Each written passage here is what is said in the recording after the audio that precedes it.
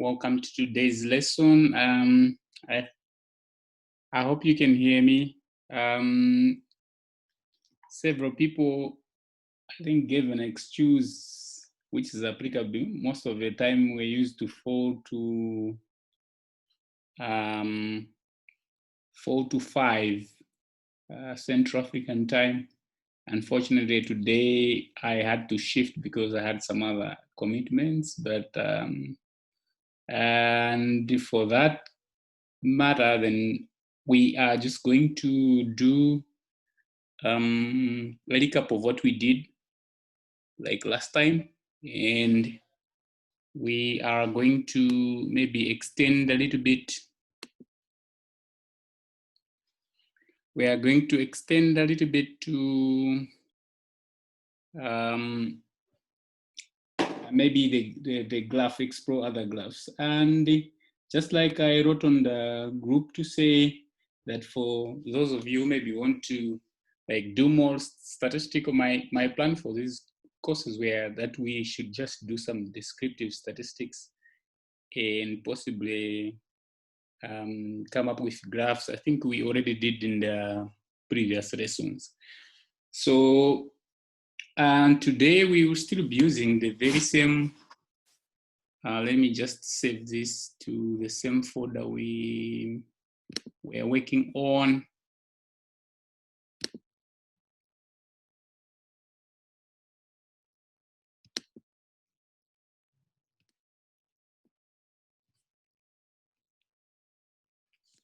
It was in this folder.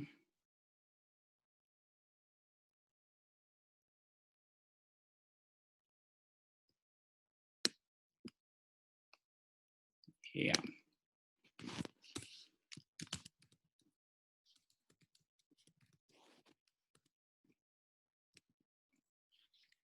So just we have been using a package called TDVS, which is very common.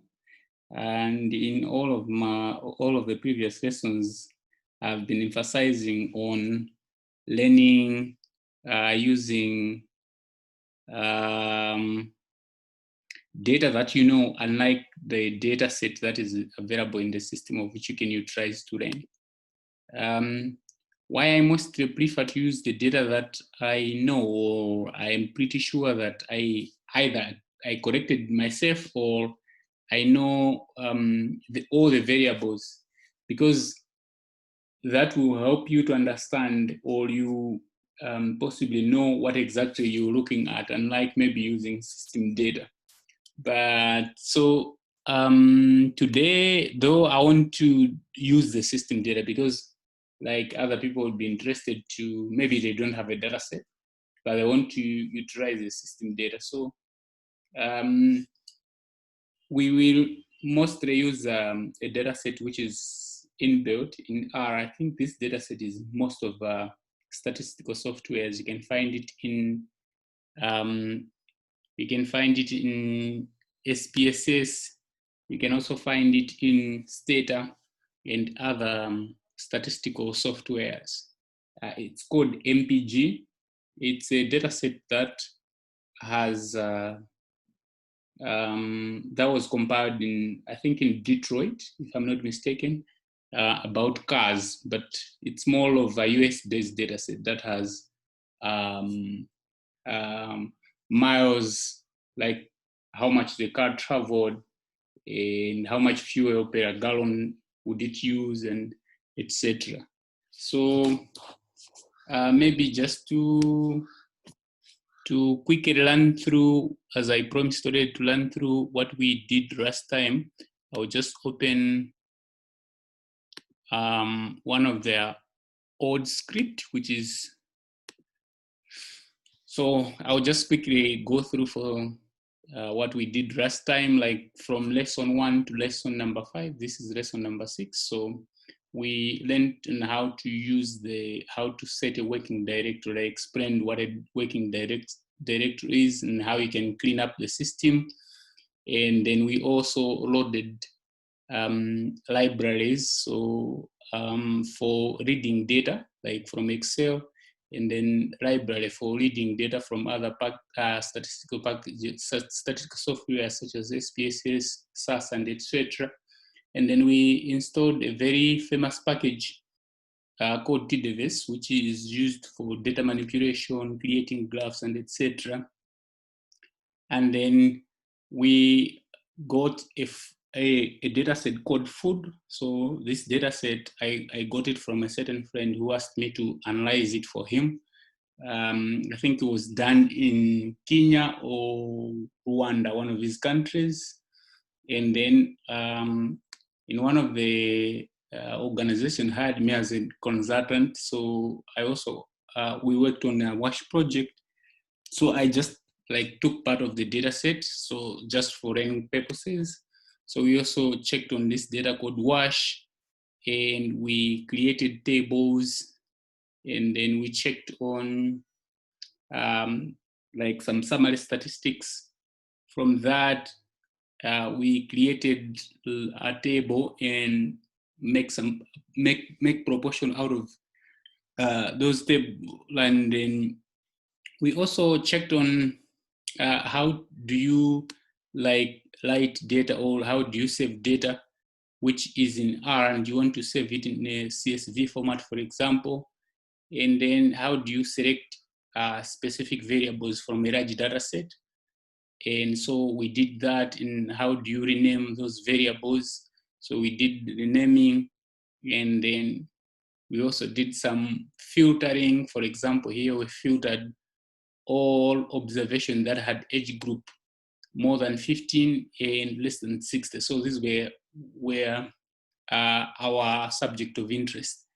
And then we also sort of how do we change, or how do we factor the numbers? Like in the system, it appears 0 and 1. So we need to tell R to say 0 is male and 1 is female. So we did that. And here we also did for education.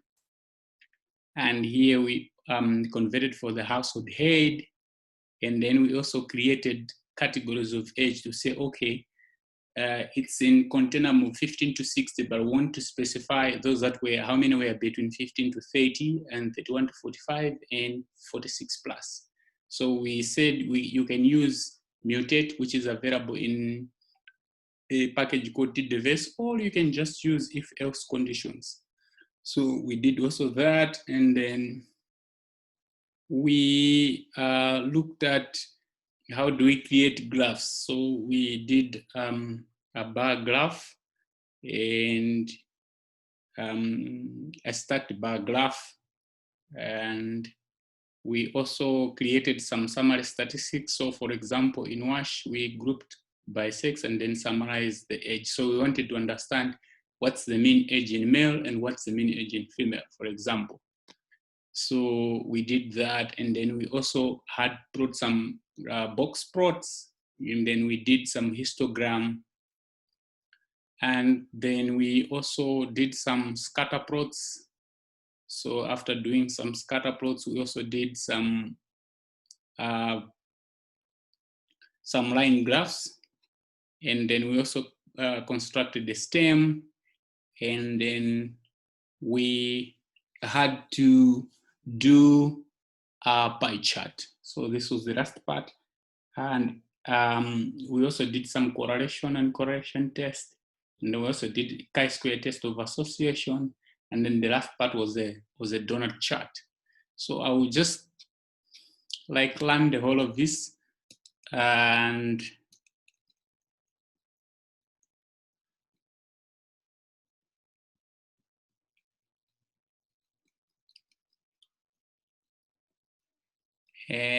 possibly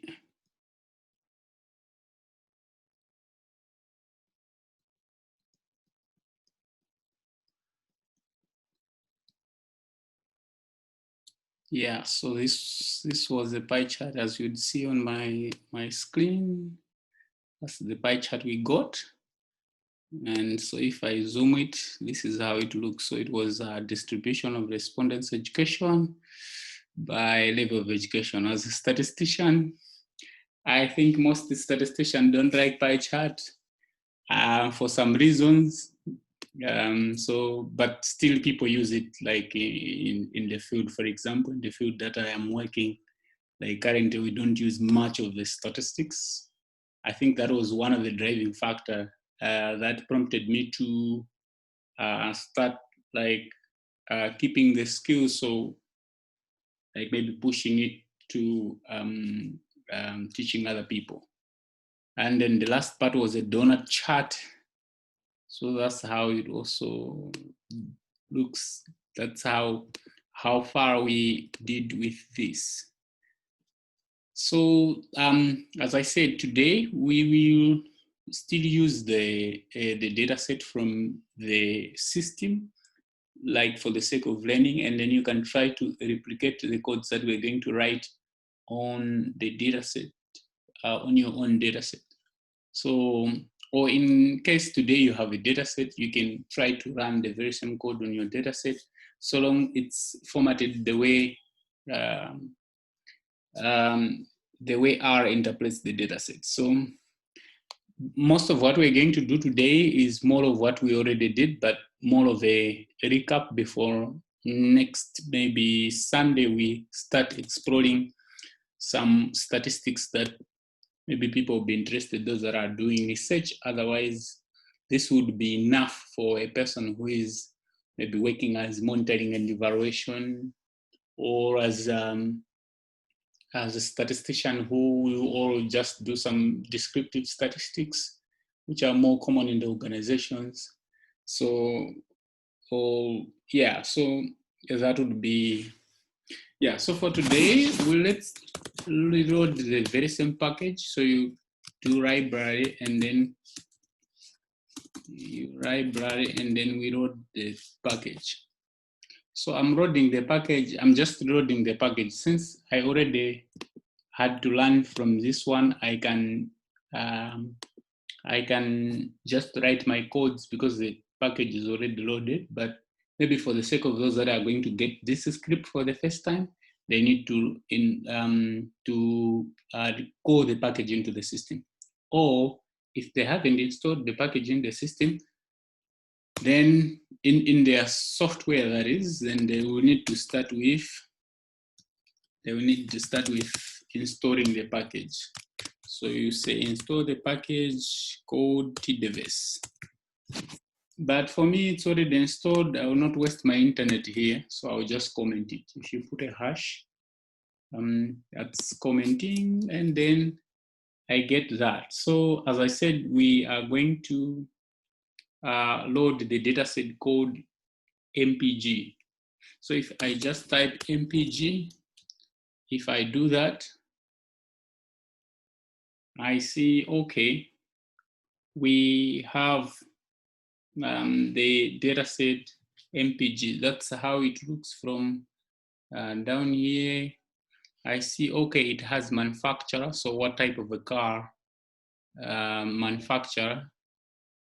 And then it has a type of the model, and then the display and the year it was, how many cylinders, whether it's automatic. Yeah.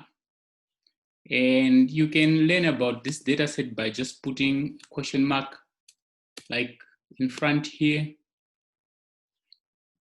So if you put a question mark in front here and do that, it will tell you down here. So this one is the fuel economy data from 1999 to 2008 for 38 popular models of cars. So it will also tell you, it's called MPG, it's a data frame with how many rows, which means how many observations and how many variables. And then it tells you each, what's manufacturer, that's the manufacturer's name. As you say here, we have Audi, or that is a good pronunciation of it. And then we have the model name. Then the display says that's the engine displacement in liters. And then the year of manufacturer, how many cylinders, and then whether it's automatic or not. And then the type of drivetrain. So whether it has a front wheel drive or rear wheel drive, or the famous 4WD, and then city miles per gallon, and then highway miles per gallon, fuel type, and then class. So that's type of, and that's how you run the data set that is already in the system. But as I said earlier on, I usually encourage people to use their own data set when learning R, unlike, because you don't get sometimes the hitch of what is like with the real data, so long you do with the system data. But we already looked at the real data, so it's time maybe to look at the system data, so that for those that are interested to see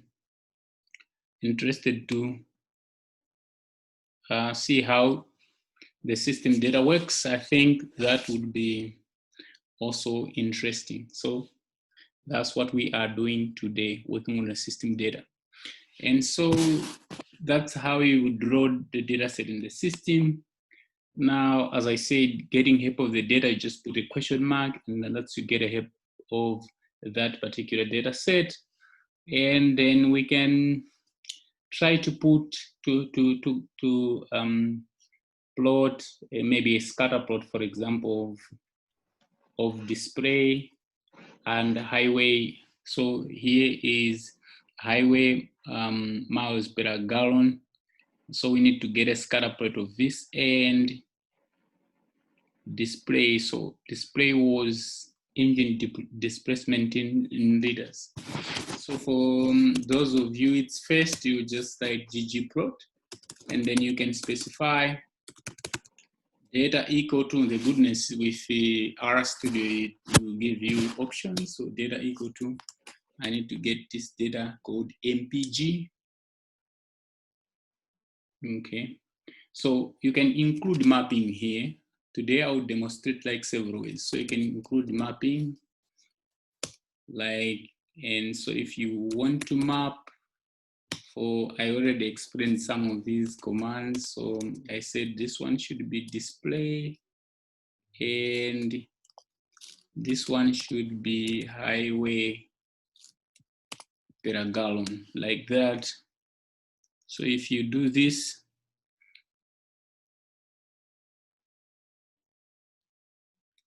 you just get what? You just get a mapping. So a mapping here, it will just tell you what do you want to plot, for example, but it will tell you that your x-axis is display and your y-axis is a highway per gallon, but it won't give you what's inside. And so you can command ggplot here. I can keep on changing. You can command ggplot to give you what is known as geom point. That's the scatter plot. If you do that, you will get a scatter plot of that. If you change this geom point to, for example, you change this geom line, let's see what happens.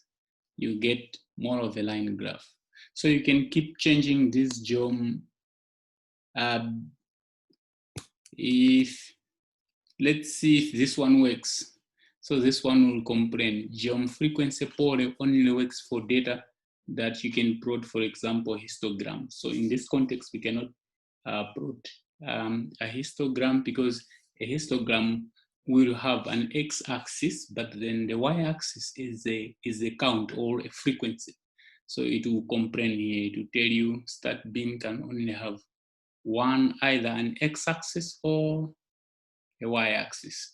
So for example, if we remove this one, for example, and see how it works, and then it will also tell you maybe you need to choose good bins. So bin is like a width from one number to the other. So you can specify. And then it tells you which one is good. Is also complaining here. We need to specify like the bin width. So I'll go back. As I said, you can change as much as you want for this one. So this, as in my area plan, was that this one should be the geom point. So it doesn't matter where you put this mapping. I will remove the whole of this mapping up to here. And then data like that, I'll say, okay, ggplot data equal to this one. And then I say geom point. Then inside here, I put my mapping to say what should be the y-axis and what should be the x-axis. So if I run this, it should work. So despite that here it's complaining, but it should work. So it says error geom point mapping equal to, okay, so here it's complained because there's only one curly bracket. I mean, sorry, not curly bracket rather, but just a bracket. So this one, I need to put another one.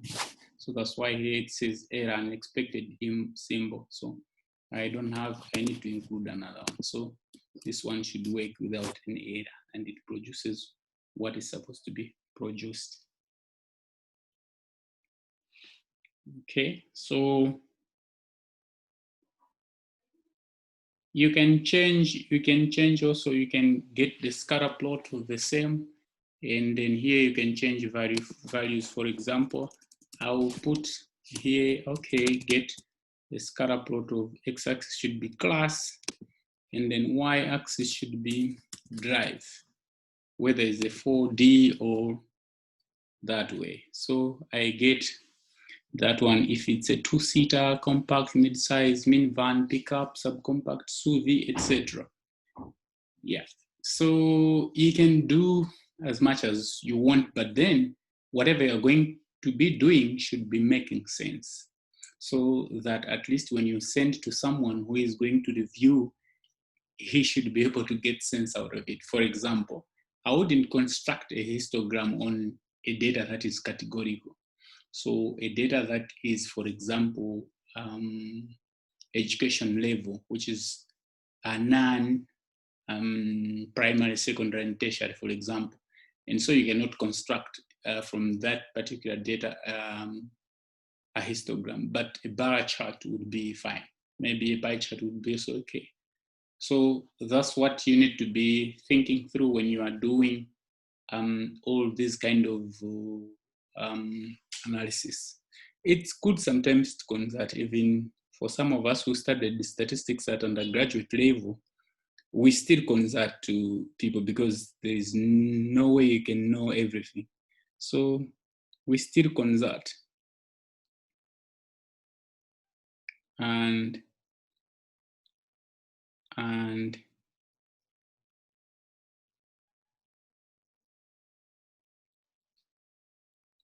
yeah, I was just checking on the group if there were any. So it looks like today that's where we are. Okay, yeah, so you can and then you can also specify the color of the dots. If you don't like black, I know ladies are good at colors, men are not, most men are not, so I would specify here, for example, if I want to get blue. And so if I do that, whoa, is that blue? What sort of blue is that? I think it's confusing.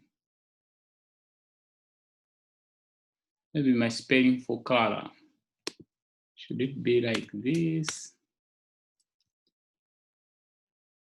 No, that's not color blue. Maybe my eyes are not seeing well. But I think that's not blue. So, okay, yeah, but let's try the other one. Color equal to red.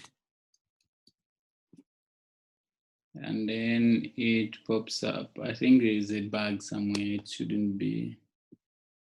Okay, so what do I do? Let me clear this chart. So if you click on this little brush, it will prompt you to clear all charts. And if you click on this one, it also prompts you to clear all data. And here, if you press Control arrow on your computer, you clear out this one. So this is what I had, and then I can remove this one also, the one from the previous data. It will ask me to save. I will say, okay, please do save. And so this is what I have. And then that is red now. I don't know if it's red. Like, okay, let's put green. It's not picking up. I don't know why it's not picking up, but we can always try to explore. And sometimes it doesn't give you what you want. Yeah, so we can also do a lot of the geom points, but I think I can just leave out for you to do. Try to change, for example, the shape.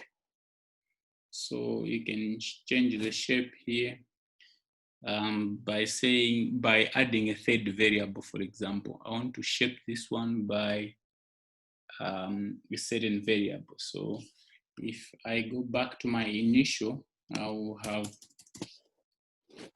x-axis, if you remember the one I started with, display. This was one I started with, and then y-axis was highway per gallon. Maybe if you pick this one, it will give us, but then the color is not green, so I will just move this one. Maybe it's sometimes when you have put the aesthetic together with the mapping together with the color, sometimes it confuses that way. So what if we try to remove this one and put back here?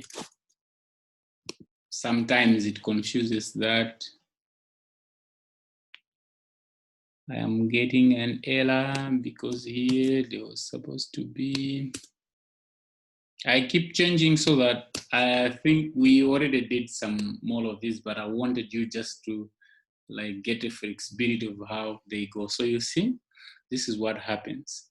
So when I tried to combine the mapping together with the colors here, then the color is affected. So here, if I change, for example, I put to red, it should change to red. Yeah. So the beauty of working in ALA is if you try to take here, put there, take this one, put here, and sometimes just run the code back and forth, you find, boom, it works. And then you are happy.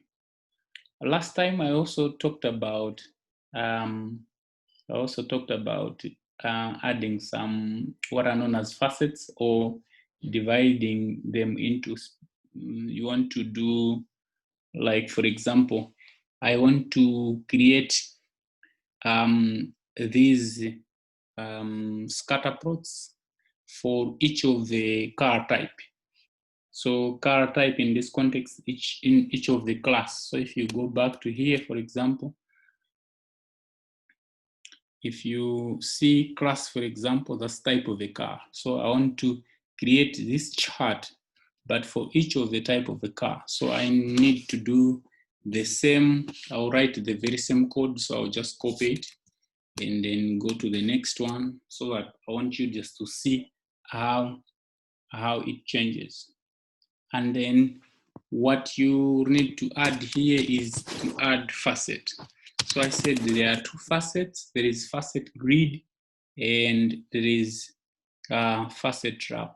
And so I will do a facet wrap first, and then later on do facet grid, and then we will try to see what's the difference between these two.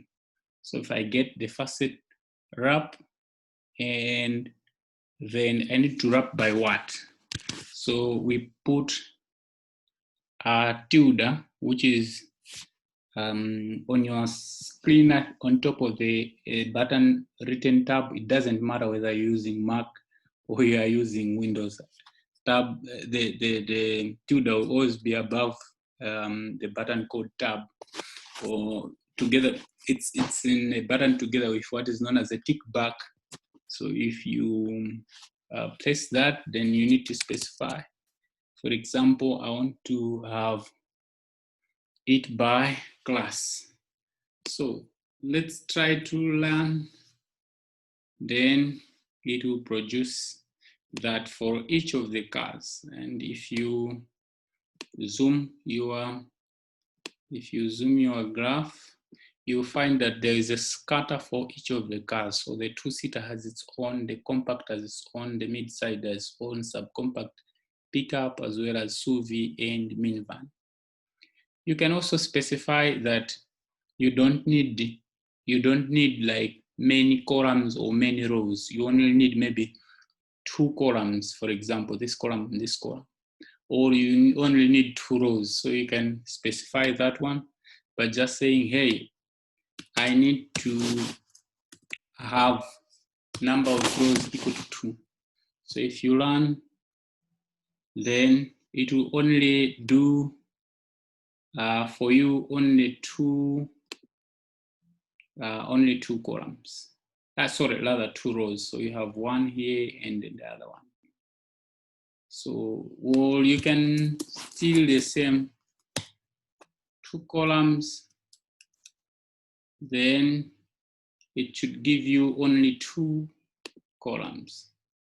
And there you go, you only have 2 columns. So you can specify.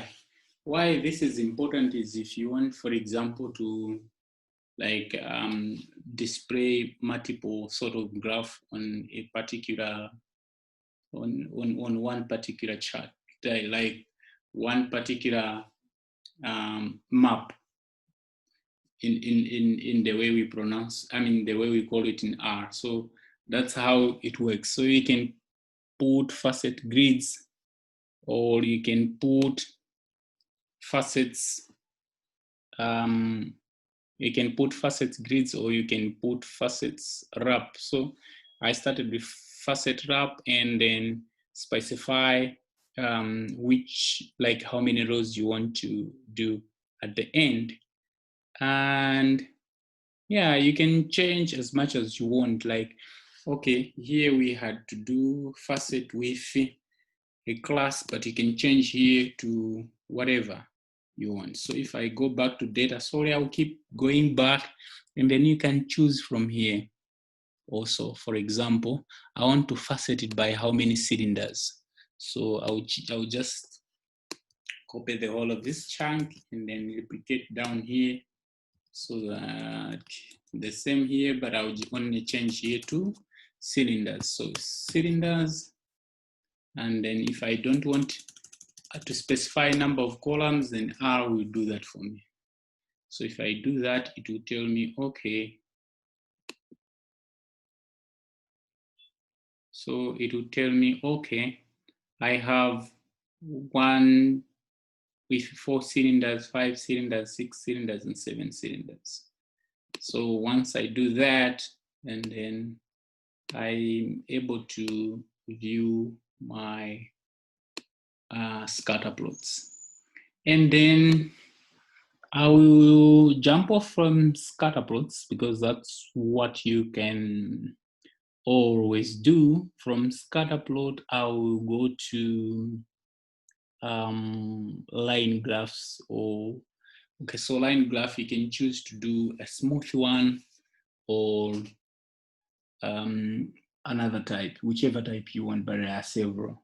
So if I do, okay, so I will do some line graphs. I'm just like repeating for some of you. I think you know how to do them now by this time, but it's good that we do them right together. So I'll get ggplot again, and then I'll specify data equal to mpg. This time I put a geom, but this one should be what? So I want to get a smooth one. And then I'll say geom smooth. Then I need to create map. Okay, once I do the mapping, I need to specify. So I will still be using the very same display, and y should be equal to highway per gallon. So if I do that, I get that. I get a complaint, of course. It says using method is equal to loss and formula y equal to that. And then I get kind of a smooth looks like it's a smooth line with some upper and lower confidence interval. That's how we interpret in statistics, but that's not what we are doing today. I think it's a lesson for another day. So that's how you got like a smooth. If it was a geom line, so instead of geom point, we got that geom line. Then what's the difference? There you go. So so the geom smooth takes over more like a midway on the trend on how it's going, but for the line it will all go for each of the point. So that's, I'll put back to geom smooth, and we do that. It complains now. Why does it complain? There is somewhere where I am adding something without adding. Okay, so I added geom smooth. Then I said I need to map it. And then my x-axis should be display, and my y-axis should be was highway per gallon. And then I said it complains. But I can also specify the line type. Okay, I can specify the line type, or I can group it by something. So it works both ways. For example, I'll say, okay, let me try to group it. So if I say group equal to DRV, what was DRV again? If I don't know, I get back to my data set, and then I find DRV is type of drive, whether it's front wheel, or rear wheel, or 4D. So I want to get each of those. So if I put group, I have here each one for the specific, but I can't tell here whether this one is okay for this, so I cannot tell. And then I need to specify the line type. So I'll put line type to say, okay, I need to define each of the line. So if I do that, and then it will tell me here, like this smooth one is the 4D cars, this dotted one, small dotted one is the 4-wheel, and then the front rear, and then front wheel, and then this one is the rear wheel. For those that understand the cars perfect, I think this would be super good for them. But for those who doesn't understand cars like me, then this is difficult. And this is where I was calling to say, many other times I mostly use the data set that I know when learning, unlike using the data set that maybe was created somewhere. It always has challenges. Yeah, so that's how we do it. And then I proceed. I know our time is not on our side, but we can still do some more, because I think there was a bit of confusion on the time and the like. So we can combine, for example, we can combine two graphs on the same. So for example, here I can combine the two, for example, the geom point and geom smooth, but I think I can demonstrate it to you, but they will not that make sense. But this is how we do the geom plot. So in other way, you can also do the same. For example, I'll just say graph 1. So this one, you can say ggplot. Okay, you remember this pipe? So I'll say ggplot. Okay, and then I put the other way around. I only put this one, the first one, and then I'll put it here. So I have stored the first part of the graph into this one, into an object called graph1. So I want you to learn like multiple ways of doing it. And then here I'll start with graph1, and then I'll add, I can also install the second one, is graph2. I'll put graph2, and then I'll assign it to this last part. Okay, this last part. Okay, so if I do that, I have assigned that, then I'll say graph1, and then I'll add graph2, but whatever name you would give it. So if I run this one, then I should be able to get the very same graph. So in other way around, you can assign wherever you see there's a plus, it means the whole of this can be assigned to one chunk, and then the whole of this can be assigned to one chunk, and then later on you combine the two, then you should be able to get like what you were looking for. Okay, for the sake of doing good, for the sake of the other part of it, we are going to use a data set, trying to demonstrate how to use data sets that are inbuilt in R. So there's also a data set called Diamond. So if I put a question mark here, I put a question mark, it also talks of a price of over 50,000 round cut diamonds. And then the format is price, carat, that's the weight of the diamond, cut, that's a quality fair, good, very good, premium, and etc. Color, it also gives you the color of the diamond, and then clarity, that's a measurement of how clear the diamond is. One is west up to IF, which is best, and X, it gives you the length in x-axis, Y gives you the length in millimeters, yeah, which is the width rather, and then the Z, which is the depth or the height, and then also it gives you, it has a variable called depth, which is the total depth percentage.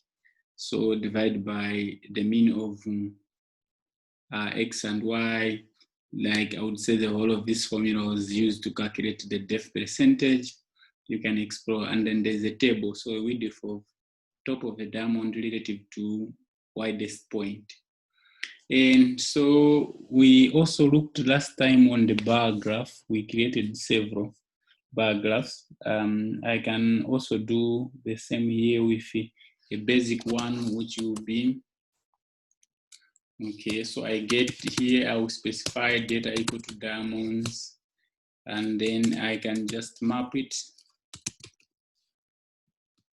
And then I'll put, since it's a bar graph, that means I only need to have one map. So map in this context, I only need to have only x-axis, and then the left will be the count. The upper part will be the count. So for example, let's try to get the cut one. So from here, it will say cut is the quality of the diamond. So let's get the quality of the diamond. If you do that, then nothing happens. It only creates you a mapping, as I said earlier on. But I need to tell it that I need what? A geom bar. So if I say I need a geom bar, then there you get a geom bar. So here will be count, and then the x-axis will be your cut. So fair up to ideal. So the ideal were men in that context.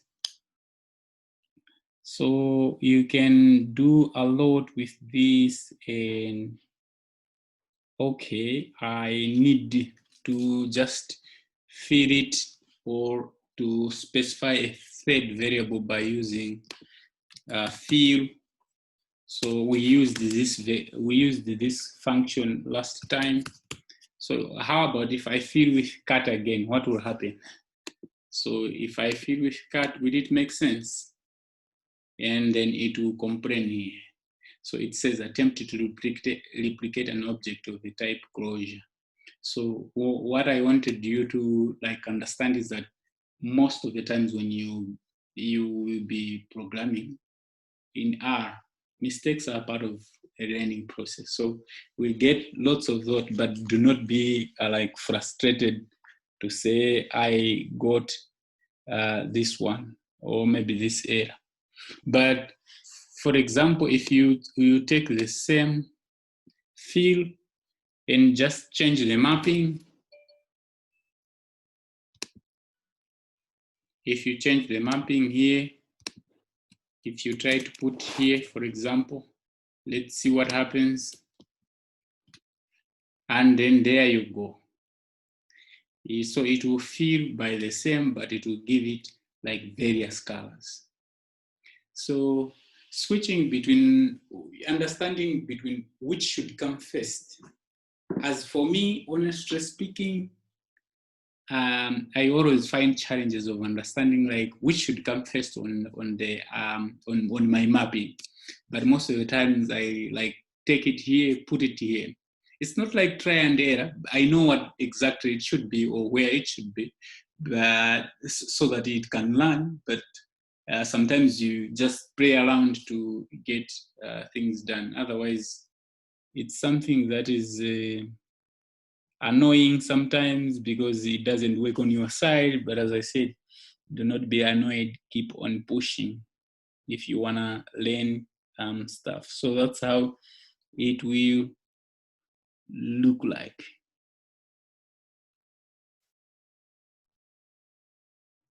So we can also do more of the mapping by, I already used the function called Dodge last time. I think I need not to. Okay, yeah, for those that were not available, I can still use that. So let's try to fill it here by a certain variable, by a different variable called the clarity, which was saying like how clear the data is. That's the spelling of clarity. Yep. So it means that, let's go and see some of the graphs that you got. No, it was diamond data. Okay, so clarity, it's a measurement of how clear the diamond is. So L1 is waist up to IF, which is best. So if you do that, then you get this particular, looks like fancy bar graph, but are difficult to, for those that maybe have problems in distinguishing the colors because they pretty like look the same. So yeah, and then, okay, what if we add the position now? So remember I said position dodge is if you are position dodge is if you want it to be like side by side, and stack is when you want it to be a stacked bar chart like this, like the way this one is. So if I need to include here position equal to dodge, and then I learn that, then it should be side by side. We also did this one like last time, but using our data set. So if you go to that, and then you get them side by side.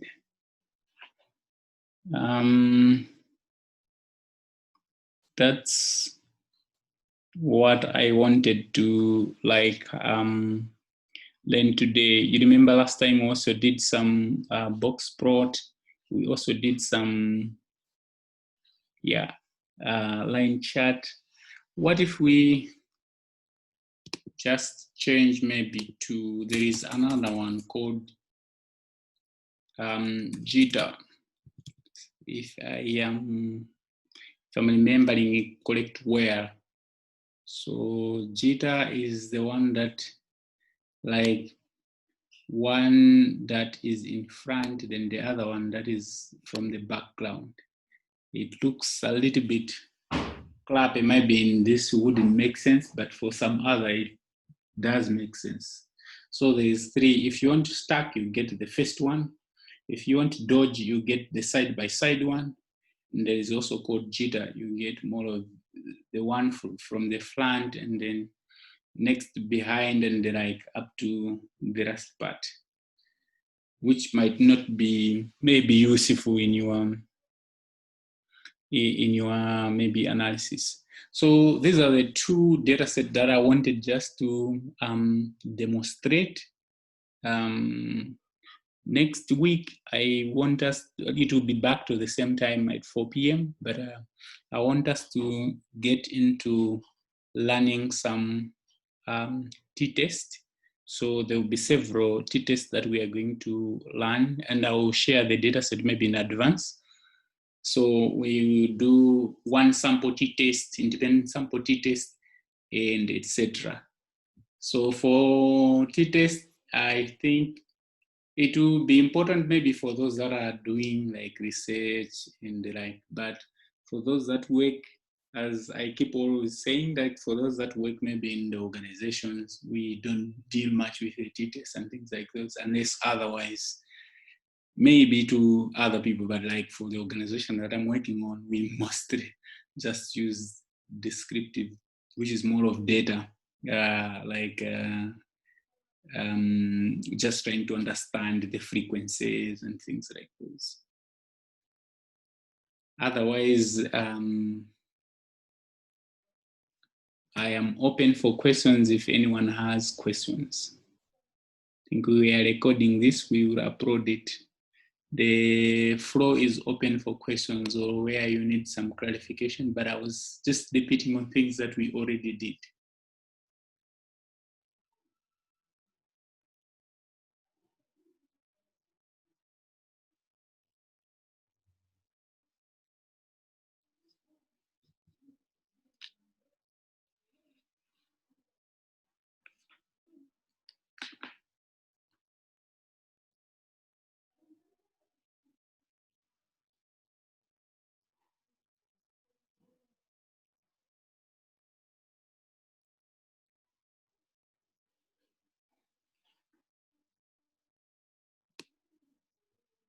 Silent.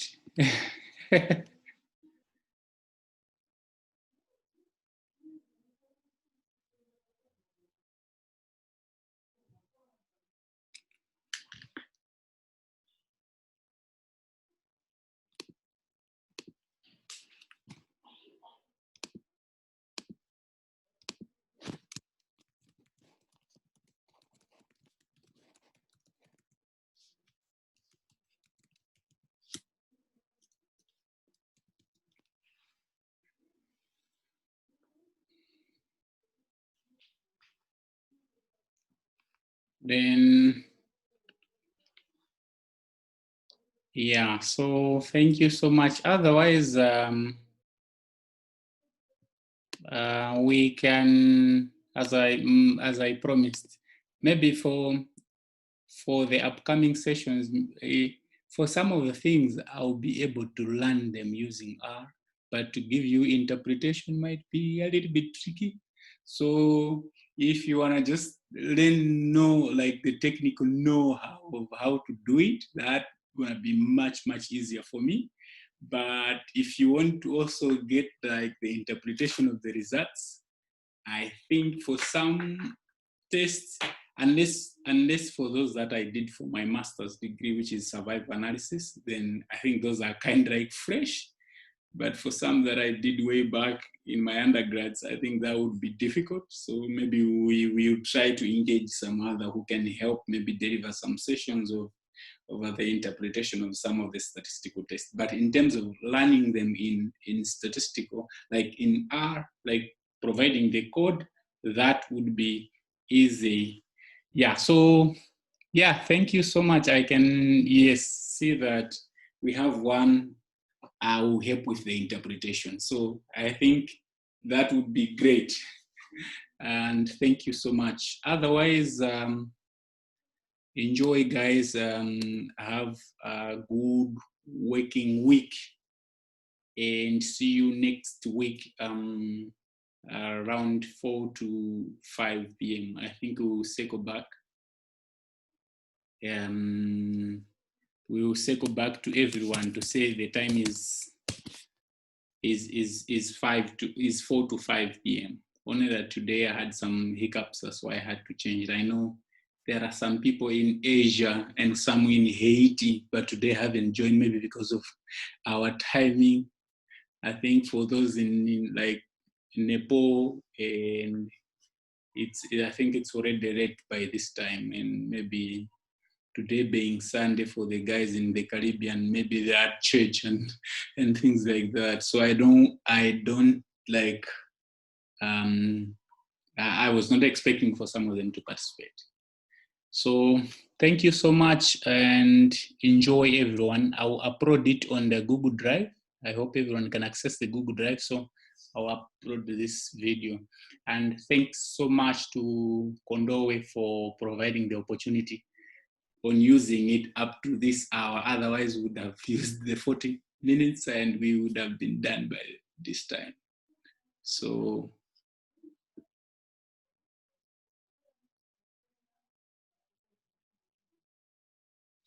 All right. yeah. Thank you, Moses. Thank you so much. We have to end this call. Let me just